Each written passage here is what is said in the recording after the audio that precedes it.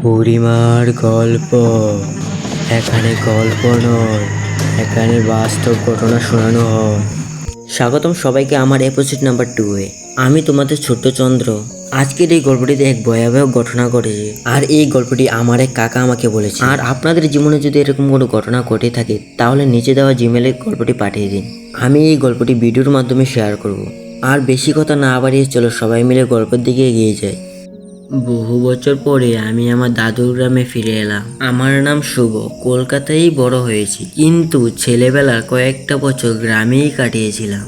মেদিনীপুরের একটা ছোট্ট গ্রাম, নাম তিলডাঙ্গা। ছোটবেলা দাদুর সঙ্গে অনেক গল্প শুনেছিলাম, যা বেশিরভাগ ভূতের ছিল। দাদুর মৃত্যু হয়েছে বছর 5 আগে।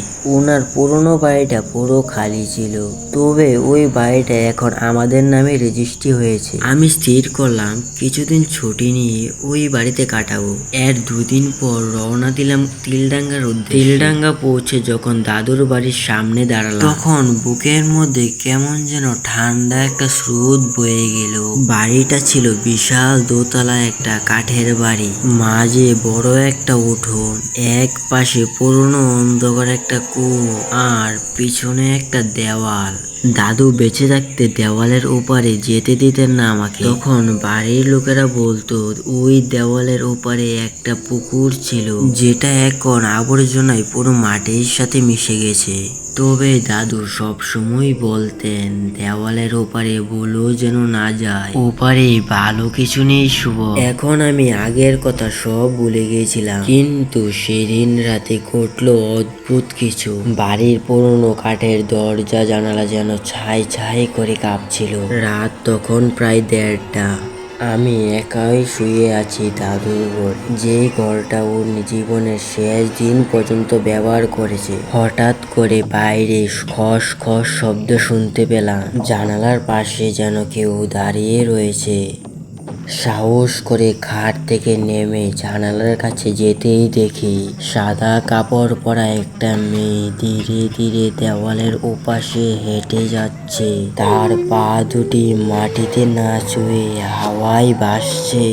এই দৃশ্য দেখে আমি আর আমাকে ধরে রাখতে পারলাম না। আমি অজ্ঞান হয়ে মাটিতে পড়ে গেলাম। পরদিন সকালে আমার চোখটা খুলতেই দেখি আমি খাটে শুয়ে আছি। আমি ভাবলাম হয়তো এটা আমার খারাপ স্বপ্ন হতে পারে। এই কথা ভেবে আমি হরিপদ কাকুর দোকানের সামনে গিয়ে বসলাম। আমি কাকুকে জিজ্ঞাসা করলাম, কাকু বাড়ির পিছনের দেওয়ালে সত্যি কি কিছু আছে? এই কথাটা কাকুকে জিজ্ঞাসা করতে কাকুর মুখটা যেন কেমন থামকে গেল। তুই জানিস না শুভ, ওই বাড়িতে যেদিন তোর ঠাকুর দেশে উঠেছিলেন তার মাসখানেক পরে ওই বাড়ির দেওয়ালের ওপাশে একটা দুর্ঘটনা হয়েছিল। গ্রামের এক বৌমা, বুবলি নাম ছিল তার, হঠাৎ করে সেই দিন পুকুরে পড়ে মারা যায়। কিন্তু শুনেছিলাম সে সাঁতার জানতো। আমি কাকুকে বললাম, তাহলে পড়ে গিয়ে মরে গেল কিভাবে? লোকের কাছে শুনেছিলাম তার শ্বশুর বাড়ির লোকেরা তার উপর অত্যাচার করত, তার জন্য সে আত্মহত্যা করলো সেই পুকুরে। কাকু এই কথা বলে আর কিছু বললেন না। চোখের কোণে জল এসে গেল। সেই দিন রাতে আমি ঠিক করলাম আজকের রাতটা আমি সজাগ থাকবো। এরপর একটা ছোট্ট টর্চ লাইট নিয়ে জানলার পাশে বসলাম। ঠিক রাত 1টার সময় আমি আবার সেই খস খস শব্দ শুনতে পেলাম। এবার আমি স্পষ্টভাবে দেখলাম সাদা শাড়ি পরা ওই মেয়েটি আবার চলছে দেওয়ালের দিকে। আমি সাহস করে বেরিয়ে পড়লাম। তারপর সেই ছায়া মূর্তির পেছন পেছন চলতে লাগলো। ওই দেওয়ালের কাছে পৌঁছতেই যেন চারপাশটা নিস্তব্ধ হয়ে গেল। ছায়া মূর্তিটি আবার আমার দিকে ঘুরে তাকালো। তার চোখ দুটি রক্তের মতো লাল, ঠোঁটের মধ্যে এক বিষাদ মাখা হাসি। আমি ভয়ে ভয়ে জিজ্ঞাসা করলাম, তুমি কি বুবলি? সে মাথা নাড়লো। তারপর আমি বললাম, তুমি কি শান্তি চাও? সে আবার মাথা নাড়লো।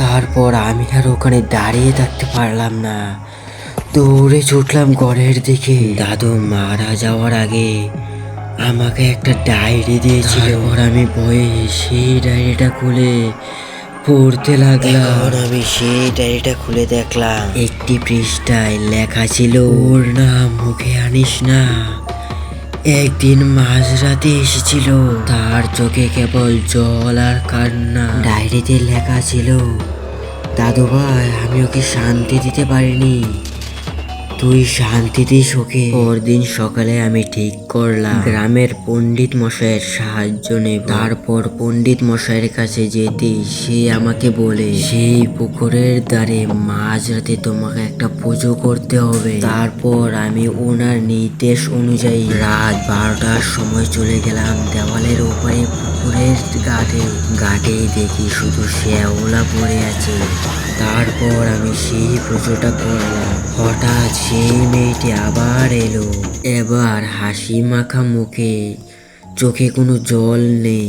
সে একবার দেওয়ালের দিকে তাকালো, তারপর ধীরে ধীরে মাটির সাথে মিলে গেল। এখন বাড়ির পরিবেশটা কেমন যেন বদলে গেল। সেই রাতের পরে তাকে আর আমি কখনো দেখিনি। এখন আর রাতে সেই ছমছম শব্দ আর শুনতে পাই না। আজকের এই গল্পটি এখানেই শেষ করলাম। আর আপনাদের জীবনের সাথে যদি এরকম কোনো বাস্তব ঘটনা ঘটে থাকা কোনো গল্প থাকে তাহলে ইমেলে পাঠিয়ে দিন।